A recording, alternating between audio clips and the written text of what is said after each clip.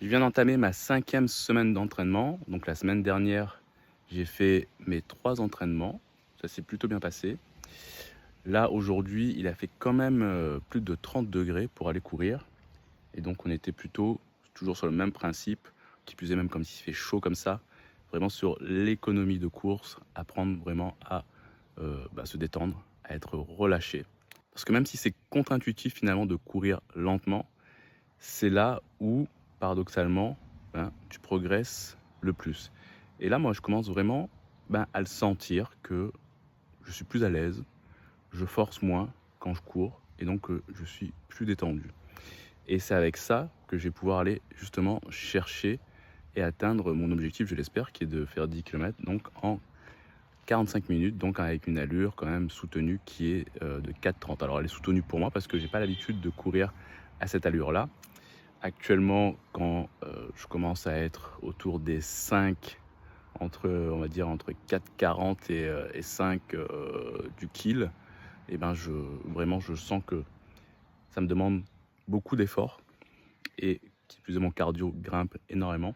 Donc là, on vient petit à petit développer ce cardio. Donc, il me reste encore donc 8 semaines pour pouvoir arriver à cet objectif. Et si effectivement, pendant ces grosses chaleurs-là, on ne peut pas faire autrement que d'aller courir pour pouvoir tout simplement garder son programme d'entraînement, soit c'est aller courir tôt le matin quand il fait plus frais, soit plus tard le soir quand le soleil vraiment il est en train de se coucher.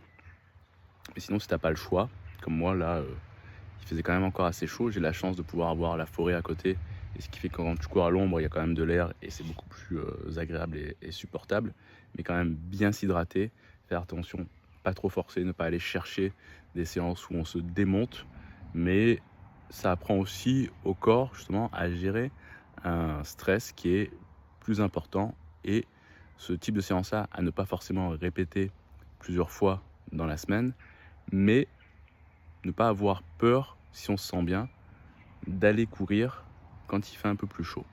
Bien évidemment, à prendre ses précautions, bien s'hydrater, et encore une fois, ne pas aller se tuer sur une séance hyper dure, mais aller tranquillement, faire son footing, et s'habituer progressivement justement à ce type de conditions-là, et ça peut amener effectivement un certain progrès.